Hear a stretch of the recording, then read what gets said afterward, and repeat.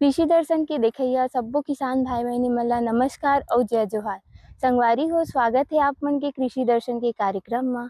आप मन ला जैसे कि पता है, हमन ह आप मन के बीच में अलग-अलग विषय में चर्चा ला करथन। तो आज हमन चर्चा करबो सूरजमुखी के वैज्ञानिक खेती के बारे में, जेकर विशेषज्ञ है डॉक्टर आदिकांत प्रधान जी, जो कि है विषय वस्तु विशेषज्ञ कृषि विज्ञान केंद्र रायपुर से। संगवारी हो, आप मन ह सूरजमुखी ला तो जानत ही होगा। सूरजमुखी के जो पौधा है वो बहुत सुंदर फूल देथे, जो बहुत उपयोगी हेवय। एकर अलग-अलग प्रकार से हमन उपयोग करथन, जैसे सूरजमुखी के तेल और ओकर बीज ला खाए के लिए प्रयोग किए जाते, जेकर से शरीर में हड्डी मजबूत होथे और साथ ही साथ यह पाचन क्रिया के लिए भी उपयोगी होथे। संगवारी हो, सूरजमुखी के फूल ह इतना सुंदर और मनमोहक दिखथे, जेकर कारण से एकर उपयोग सजावटी कार्य में भी करे जाथे। तो चला संगवारी हो, ये चर्चा ला तो जारी रखबो, लेकिन ओकर से पहले देखथन एक छोटे से संदेश।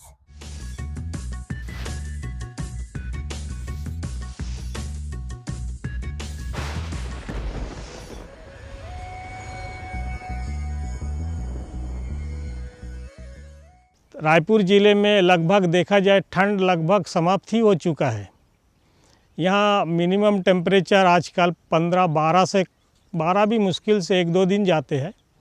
तो ये जो टेम्परेचर है वो केला के लिए उपयुक्त है कि 12 से ऊपर रहे, 20 से कम बहुत कम समय तक रहे। और टेम्परेचर 40 डिग्री तक केला सहन कर लेता है। उससे ऊपर जाता है तब जाके पत्ती जो झुलसने की जो लीफ बर्निंग होती है, सनबर्न, वो होने लगती है।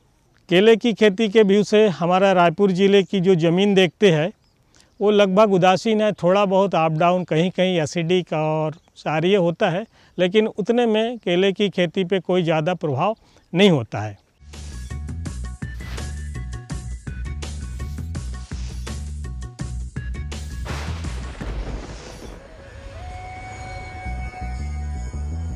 संगवारी हो, एक बार फिर से आप मन के स्वागत है। तो आज हमन बात करत हन सूरजमुखी के वैज्ञानिक खेती के बारे में। तो चला चर्चा ला चालू करथन। आज हमन जानबो कि छत्तीसगढ़ के जो जलवायु है वह का सूरजमुखी के उत्पादन के लिए उपयुक्त है। चलो हमन जानकारी प्राप्त करथन, हमर विशेषज्ञ का बतावत है। छत्तीसगढ़ की जलवायु में आप उत्तर से लेकर दक्षिण तक और मध्य भाग में जो हमारा छत्तीसगढ़ प्लेन है, यहाँ हम आसानी से सूरजमुखी की खेती कर सकते हैं। धान की कटाई के उपरांत हम अगर इसे जनवरी में किसी प्रकार से बोने के लिए तैयार हो जाते हैं तो हमारा जो फसल है वो मार्च और अप्रैल के प्रथम सप्ताह तक पककर तैयार हो जाएगा और इससे आपको आमदनी में अच्छी बढ़ोतरी होगी। साथ ही अगर आप इसका सेवन करते हैं इसके खाद्य तेल के रूप में तो भी आपको फ़ायदा होगा। यहाँ के जलवायु में जो हमारा मौसम है उसमें हमको 4 से 5 पानी लगता है सिंचाई के रूप में, और इस कारण हमारा जो क्षेत्र है इसमें ज़्यादा पानी अन्य फसलों की तुलना में पानी कम लगने के कारण इसे आसानी से उगाया भी जा सकता है। वर्तमान में हमारे जो परिदृश्य है, भूमि के प्रकार हैं, जितने प्रकार की भूमि हमारे छत्तीसगढ़ में मिलती है उन सभी भूमियों पर वो उगाया जा सकता है आसानी से। कृषि क्रियाओं को थोड़ा विशेष ध्यान देकर हमें कृषि कार्य करने की आवश्यकता है। जैसे हमें हल्की भूमि से लेकर भारी मृदा तक के भूमि में, जो भूमि लाल मिट्टी है, हल्की लाल है या पीली मिट्टी है या काली मिट्टी है, इन मिट्टियों पर भी उगाया जा सकता है। बस ये एक ध्यान रखना है कि जल निकास का उत्तम व्यवस्था होना चाहिए। जल की अधिक मात्रा होने पर फसलों पर विपरीत प्रभाव पड़ने लगता है।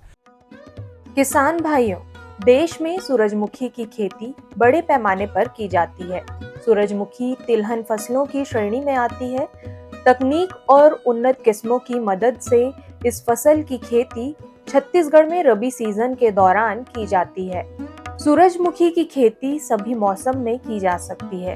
हालांकि बुआई का समय कुछ प्रमुख कारकों को ध्यान में रखकर निर्धारित करना चाहिए।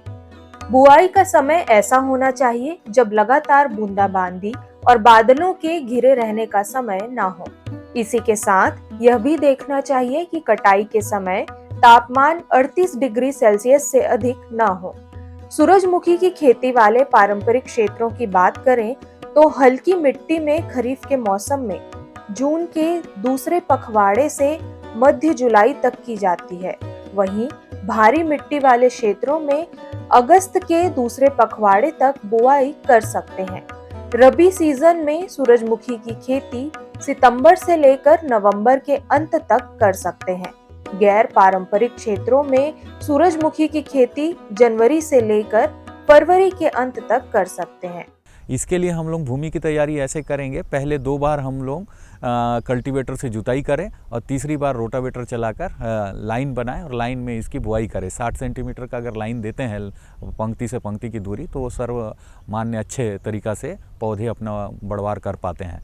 साथ ही हमें जो उर्वरक की मात्रा होती है, उर्वरक मात्रा देने से 60 किलो नत्रजन, 90 किलो स्पूर और 60 किलो हमको पोटास की आवश्यकता होती है, जिसमें से हमको नत्रजन को 2 भाग में कम से कम देना चाहिए। पहला जो हमारा बोने के समय और उसी समय हमारा फास्फोरस और पोटास को भी देना चाहिए, और दूसरा जो है हमारा जो बड बनने का समय आता है, जब हमारे यहाँ फूल आने लगता है, थोड़े से कमर की ऊंचाई तक आ जाती है फसल, उस समय हमें देने की आवश्यकता होती है दूसरी भाग जो नत्रजन की है। और इसके बाद हमें अगर किसी प्रकार की जो कमी नज़र आती है तो मैग्नीशियम सल्फेट या फिर जो सूक्ष्म पोषक तत्वों के जो मिश्रण आते हैं उनका हम फोलियर एप्लीकेशन भी कर सकते हैं। पत्तियों पर हम लोग हल्का छिड़काव करते हैं, तो जिससे हमें उत्पादन में बढ़ोतरी होती है और जो हमारे फूल का आकार है जो सनफ्लावर के, वो बढ़ने लगता है या उसका आकार बढ़ जाता है। संगवारी हो, अब हमन बात करबो बीजा के। कोई भी फसल ल लगाए बर सबसे पहली जो महत्वपूर्ण चीज होथे वो होथे बीज। सही बीज के चुनाव करबो, सही किस्म के, त हमन ला ज़्यादा से ज़्यादा लाभ प्राप्त होही। काबर की स्वस्थ बीज ही हमन ला अच्छा पौधा देथे, जेकर से हमन मन के उत्पादन में बढ़ोतरी होथे। तो चला संगवारी हो, देखथन हमर विशेषज्ञ ह का बतावत हे कि छत्तीसगढ़ बर कोन से किस्म उपयुक्त होथे। किसान भाइयों, आधुनिक तरीके से सिंचाई करने पर 4 से 5 किलो बीज उपयुक्त माने जाते हैं। इस फसल की बुआई के लिए किसानों को छेद बनाकर बीज की बुआई करनी चाहिए। वहीं बीज से बीज की दूरी 60 गुना 30 सेंटीमीटर होना उपयुक्त माना जाता है। बुआई से पहले बीज उपचार जरूर करना चाहिए। सूरजमुखी की फसल में 1 किलो बीज के हिसाब से 3 ग्राम थेरम मिलाने की सलाह दी जाती है। कई इलाकों में सूरजमुखी की फसल में डॉनी मिल्ड्यू नामक रोग के प्रकोप का खतरा रहता है। जिन क्षेत्रों में यह रोग देखने को मिलता है, वहां किसान 6 ग्राम मेटलक्सीन को 1 किलो बीज में मिलाकर बुआई कर सकते हैं। सनफ्लावर या सूरजमुखी जो है वो फसल बहुत अच्छा है। इसमें किस्म का चयन बहुत महत्वपूर्ण है, क्योंकि हमें 2 प्रकार के किस्म इसमें आते हैं। एक होता है हाइब्रिड होता है, एक कंपोजिट भी आता है और एक सामान्य किस्म भी आते हैं। हाइब्रिड में अगर लेते हैं तो उत्पादन हमारा सबसे ज़्यादा होता है, 12 से 15 कुंटल प्रति हेक्टेयर का है, और बीज की मात्रा भी 4 से 5 किलो लगती है। तो ये जो एक पैकेट आता है, उस पैकेट से हम लोग 1 हेक्टेयर की बुआई कर सकते हैं। साथ ही हमें इस छत्तीसगढ़ के अगर परिप्रेक्ष्य में देखते हैं तो ये हमारा हाइब्रिड जहाँ हम खड़े हैं, ये हाइब्रिड पेन्ना 666 करके एक वैरायटी है, जो वैरायटी यहाँ छत्तीसगढ़ के लिए अच्छा है माना जा रहा है, क्योंकि हमें इसे प्रयोग द्वारा यहाँ पे अनुशंसित किया गया है और इसमें उत्पादन क्षमता भी अच्छी है। 10 से 15 कुंटल का प्रति हेक्टेयर उत्पादन क्षमता इस किस्म में है। इसके साथ साथ और हाइब्रिड किस्में आ रही हैं, जिसका यहाँ पे बहुत ऐसे उपयोग किया जा सकता है। देखे हो ना किसान भाइयों, कितना अच्छा हमार चर्चा चला थे। तो चर्चा ला तो जारी रखबो, लेकिन पहले देखता एक छोटे से संदेश।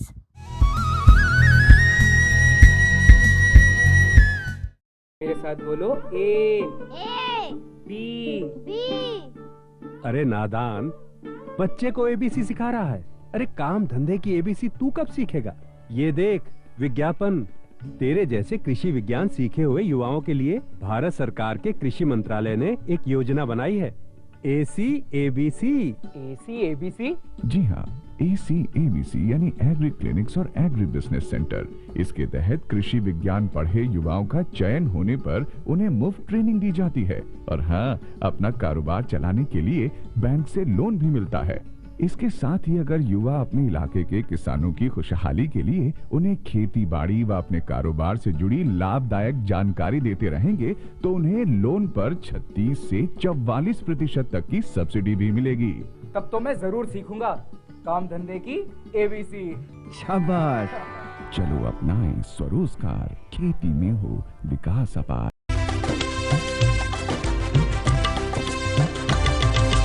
सहकारिता के बल पर विकास के लिए उठे कदम, जन सहकार की ताकत लेकर आगे बढ़ते जाएं हम। जन जन ने इस क्रांति में है विश्वास जगाया, हम सब ने मिलकर विकास का परचम है फहराया।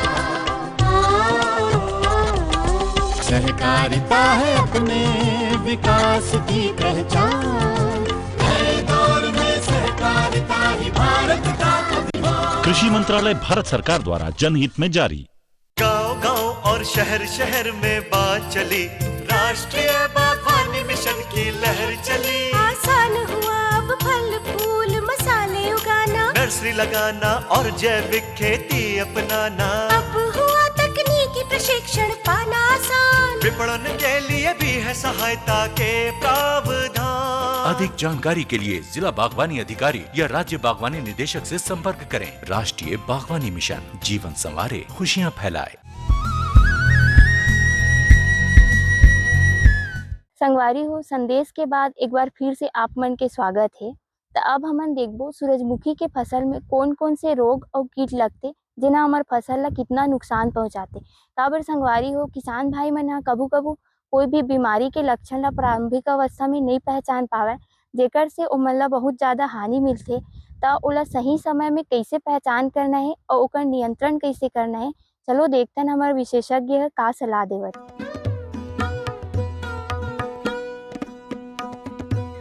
सूरजमुखी की फसल में धब्बे पड़ना, नेक्रोसिस, रोएदार गेरुई रोग, बुंदनी रूपी गेरुई जैसे रोगों का प्रकोप का खतरा बना रहता है। पौधे में धब्बों को नियंत्रित करने के लिए किसान बीजों में कार्बेंडाजिम 12%, मैनकोजेब 63% की 3 ग्राम मात्रा को 1 किलो बीज मिलाकर बुआई करनी चाहिए। वहीं बीजारोपण के 45 से 60 दिनों के बाद प्रोपिकोनेजोल की 1 मिलीलीटर मात्रा को 1 लीटर पानी में घोलकर 2 बार छिड़काव करना चाहिए। बुंदनी गेरुई रोग से बचने के लिए किसान भाई बीजारोपण के 45 से 60 दिनों के बाद प्रोपिकोनाजोल या डेफिनोकोनाजोल की 1 मिलीलीटर मात्रा को 1 लीटर पानी में मिलाकर छिड़काव कर सकते हैं। सूरजमुखी एक ऐसा फसल है जिसमें बीमारियां कम लगती है। कुछ बीमारी हैं जैसे अल्टरनेरिया है, इस लीफ स्पॉट है, इस टाइप की बीमारी आती है, लेकिन छत्तीसगढ़ के परिप्रेक्ष्य में देखें तो इनकी मात्रा कम है और कम आने की संभावना रहती है, क्योंकि इसे हम ज़्यादातर तापमान ज़्यादा होने की दशा में लगाते हैं। कीड़ों की जो है ज़्यादातर जो हमारे जो कीड़े होते हैं वो बोरर होते हैं जो यहाँ कम मात्रा में आते हैं, लेकिन सबसे ज़्यादा जो नुकसान पहुँचाते हैं वो है तोता। तोता को बचाव के लिए या आप रील जो होता है या चमकने वाले पॉलीथीन को बांधकर उनके चमक से वो भाग जाते हैं, या फिर ड्रम पीट कर भगाते हैं, या फिर किसी प्रकार का आप कोई व्यक्ति को लगाएं, जिससे सबसे ज़्यादा नुकसान उन्हीं से होता है। लगभग आधा नुकसान तोता ही कर देते हैं, क्योंकि इस दौरान कोई और अन्य फसल या कोई अन्य खाद्यान्न उनको नहीं मिल पाता है। इसीलिए सनफ्लावर जैसे फसल हैं, सूरजमुखी जैसे, उन फसलों पर ज़्यादा आकृष्ट होते हैं और ज़्यादा नष्ट करते हैं। इनके बचाव के लिए मैंने तरीका जैसे बताया है, जैसे रील होता है उसे बांध लें, या पॉलीथीन के झिल्लियाँ को बांध दें जिससे आवाज़ करता है, चमकता है, तो तोते भागते हैं। और दूसरा एक है मनुष्य द्वारा भी भगाकर इन्हें बचाया जा सकता है। कीड़े में ज़्यादातर हमारे जो कीड़े आते हैं वो हमारे जो बीज हैं उसको छेद कर देते हैं। इसके लिए जैसे क्लोरोफाइरिफास की दवा है, 2 ml प्रति लीटर का छिड़काव कर सकते हैं, यदि वो समय से पूर्व करे। अगर ये पकने की दशा में है तो किसी प्रकार के कीटनाशकों का उपयोग नहीं करना चाहिए। संगवारी हो कोई भी फसल ला हमन लगावत हन त ओमा खातू देना बहुत जरूरी होते, काबर कि कोई भी पौधा ह अपन वृद्धि और विकास सही तरीके से करी, एकर लिए ओकर खाना पूर्ति करना भी बहुत जरूरी होते। अगर हमन खातू देवत हन त ओला कौन से विधि से देवत हन और कितना मात्रा में देवत हन। किसान भाई हो आप सब झन मन ला तो पता ही है, अगर हमन खेत में खाद डालत हन त ओला हमर पौधा ह तो लेथे, साथ ही साथ ओला का है खरपतवार ह भी उपयोग कर लेते, जेकर से हमन ला हानि होते और फसल उत्पादन भी कम होते। तो हमन ये भी देखबो कि खरपतवार के प्रबंधन कैसे करना है।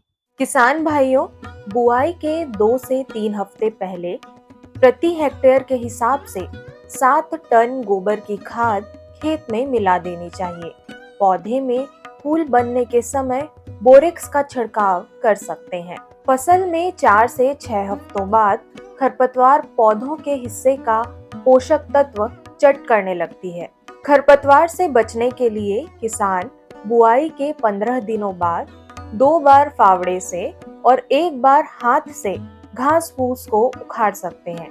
रासायनिक नियंत्रण के लिए किसान भाई 3 से 5 मिलीलीटर एलाक्लोर या पेंडिमेथलिन अथवा फल क्लोरीन को प्रति लीटर पानी में घोलकर खेत में डाल सकते हैं। बुआई के 35 दिन बाद एक बार फिर हाथ और फावड़े से खेत में घास की सफाई करने की सलाह दी जाती है। सूरजमुखी है, इसमें पोषक तत्वों की विशेष आवश्यकता होती है और इसके अनुशंसित मात्रा का ही उपयोग करना चाहिए। जब हम लोग हाइब्रिड लगाते हैं और सिंचित दशा में लगाते हैं तो उस समय 60 किलो नाइट्रोजन, 90 किलो फास्फोरस और 60 किलो पोटास देना चाहिए। इसमें नाइट्रोजन जो होता है, जो नाइट्रोजन को 2 भाग में बांटना चाहिए कम से कम। एक जो हमारा बुआई के समय देना चाहिए आधी मात्रा, और आधी मात्रा हमारा जब इसमें थोड़े से कल्ले फूटने लगे या फिर कमर की ऊंचाई के आसपास आ जाए तो उस समय देना चाहिए। जिससे क्या होगा कि आसानी से आपका फसल का जो आवश्यकता है वो बढ़वार के लिए वो हो सके, क्योंकि अत्यधिक मात्रा में देने पर वो पौधों को प्राप्त नहीं होते हैं और ज़मीन पर रह जाते हैं। तो हमें आवश्यकता है कि इस बात की समझने की। और पोटास और जो फास्फोरस है उसको बुआई के समय ही देना चाहिए। जब बुआई करते हैं, अंतिम बीज की बुआई करते हैं उसी समय देना चाहिए और आधी मात्रा नाइट्रोजन के एक साथ देना चाहिए। और नाइट्रोजन की बची हुई मात्रा को जो बताया गया है वैसी कल्ले फूटने या कमर की ऊंचाई तक आता है तब एक बार देना चाहिए। साथ साथ इसमें खरपतवार खरीफ फसलों की तुलना में कम आता है, लेकिन इसमें खरपतवार एक बार आने पर हमारे फसल को दबा सकता है। इसके लिए हमें क्या करना चाहिए, मध्य में अंतर्वर्तीय क्रियाएं करना चाहिए। जैसे हम ज़्यादा अगर खरपतवार ना हो तो इसमें जितने भी हमारे शाकनाशी है उनका उपयोग नहीं करना चाहिए। शाकनाशियों का उपयोग इसलिए नहीं करना चाहिए क्योंकि इसका सीधा सीधा प्रभाव हमारे खाद्यान्न फसलों पर पड़ता है। तो इसके लिए हम लोग सबसे पहले अच्छा करें कि एक गुड़ाई कर दें, जुताई अच्छी से कर लें, जिससे हमारा 50% तक का हमारा जो खरपतवार है ख़त्म हो जाता है। अगर कहीं लगता है कि अगर ज़्यादा खरपतवार आने की संभावना है तो उस दशा में आप क्या करें, आपका पेंडिमेथलिन जो आता है आजकल, वो पेंडिमेथलिन का 1 लीटर का आता है, 1 लीटर प्रति हेक्टेयर की दर से हम लोग बुआई के तुरंत बाद 3 दिन के अंदर हमको दे देना चाहिए। सूरजमुखी का बीज मुख्य रूप से खाद्य तेल उत्पादन के लिए उपयोग किया जाता है, जो भारतीय रसोई में एक लोकप्रिय खाना पकाने का माध्यम है। इसके हल्के और स्वास्थ्यवर्धक गुणों के कारण इसकी मांग लगातार बनी रहती है। स्वास्थ्य के प्रति जागरूकता बढ़ने के कारण लोग अब सूरजमुखी का तेल का उपयोग बढ़ा रहे हैं, क्योंकि इसमें कोलेस्ट्रॉल की मात्रा कम होती है और यह विटामिन ई से भरपूर होता है। सूरजमुखी के बीज के बचे हुए हिस्से को तेल निकालने के बाद पशुओं के आहार में मिलाया जाता है, जिससे इसकी मांग और भी ज्यादा बढ़ जाती है। किसान भाइयों, सूरजमुखी तेल का उपयोग साबुन, कॉस्मेटिक्स और अन्य औद्योगिक उत्पादों में भी किया जाता है। इसके अलावा इसका उपयोग बायोडीजल के उत्पादन में भी किया जाता है, जो एक पर्यावरण अनुकूल ऊर्जा स्रोत है। अनुशंसा के अनुसार अगर कोई किसान भाई खेती करता है तो निश्चित तौर पर उसे 1.5 से 2 गुना लाभ होगा और इसमें ज़्यादा मशक्क़त नहीं लगता है। तो मैं चाहूँगा कि किसान भाई जो ये समय होता है, सबसे खाली समय होता है, खेत खाली पड़ी रहती है, उसका सदुपयोग होगा और साल भर में जो फसल चक्र है उसमें धान के बाद सूरजमुखी को लगाकर आप डबल आय उसी भूमि से कमा सकते हैं। तो मैं सभी किसान भाइयों को चाहूँगा कि इस प्रकार की खेती करें और आप लाभ कमाएँ उसी सीमित भूमि से। देखे ना संगवारी हो, हमारे विशेषज्ञ आप मन के बीच कितना अच्छा जानकारी दी से सूरजमुखी के वैज्ञानिक खेती के बारे में। तो आप मन भी यही विधि से अपन सूरजमुखी के खेती करा और ज़्यादा से ज़्यादा लाभ प्राप्त करा। ये तो हो गए हमारी चर्चा, अब बेरा हो गई है थोड़ा मनोरंजन के। तो चलो देखते हैं एक छत्तीसगढ़ी गीत। जल्दी आ जा बे मोरे रानी, डोंगरी पहाड़ माँ, नदिया कछारे माँ, करे मददरिया झूम के गाले बो, करे मददरिया संग में गाले बोना। जल्दी आ जा मोरे राजा, जल्दी डोंगरी पहाड़ माँ नदिया कछार माँ कर मददरिया झुमके गाले बोगा कर मददरिया झुमके गाले बोना। जल्दी आ जा बे मोरे रानी, जल्दी आ जा बे मोरे रानी, नंदिया कछारे माँ डोंगरी पहाड़े माँ करे मददरिया झुमके गाले बो, करे मददरिया झुमके गाले बोना। जल्दी आ जा बे मोरे राजा, जल्दी आ जा बे मोरे राजा, डोंगरी पहाड़ माँ नदिया की पार माँ कर मददरिया संग मगाले बोगा कर मददरिया संग मगाले बोना।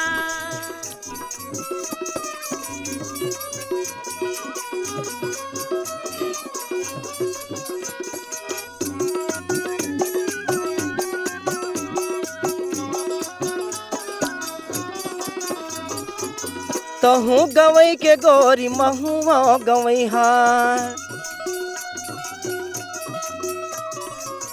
तहु गवई के गोरी महुआ गवई हार, बैठ गोठिया लेबो बैठ गोठिया लेबो अमुआ के छैहा जल्दी आ जाबे, जल्दी आ जा मोरे राजा, जल्दी आ जा मोरे राजा, डोंगरी पहाड़ माँ नदिया की पार माँ कर मददरिया संग मगाले बोगा कर मददरिया संग मगाले बोगा। जल्दी आ जा बे मोरे रानी, जल्दी आ जा बे मोरे रानी, नदिया कछारे माँ डोंगरी पहाड़े माँ करे मददरिया संग मगाले बो, करे मददरिया संग मगाले बोना।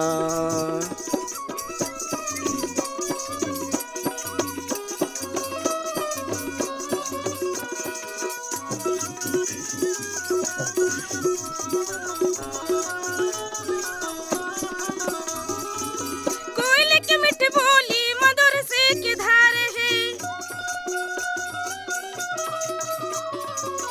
कोयले की मिठ बोली मधुर से की धार है, जुड़े अमरैया जी हाँ जुड़े अमरैया जी हाँ नदिया के पार जल्दी आ जाबे, जल्दी आ जा बे मोरे रानी, नदिया कछारे माँ डोंगरी पहाड़े माँ करे मददरिया संग मगाले बो, करे मददरिया संग मगाले बोना।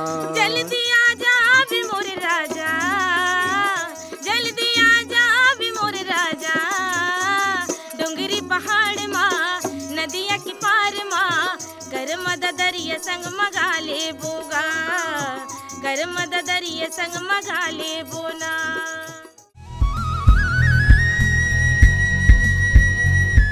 देखियो ना किसान भाइयों, कितना सुंदर छत्तीसगढ़ी गीत रही से और हमन ह आज बहुत ही अच्छा विषय में चर्चा भी करे हैं। तो आप मन ह भी सूरजमुखी के वैज्ञानिक खेती करो और ज़्यादा से ज़्यादा लाभ प्राप्त करो। हमन ह फिर मिलबो एक नया जगह में नया विषय के साथ। तब तक के लिए जय जोहार।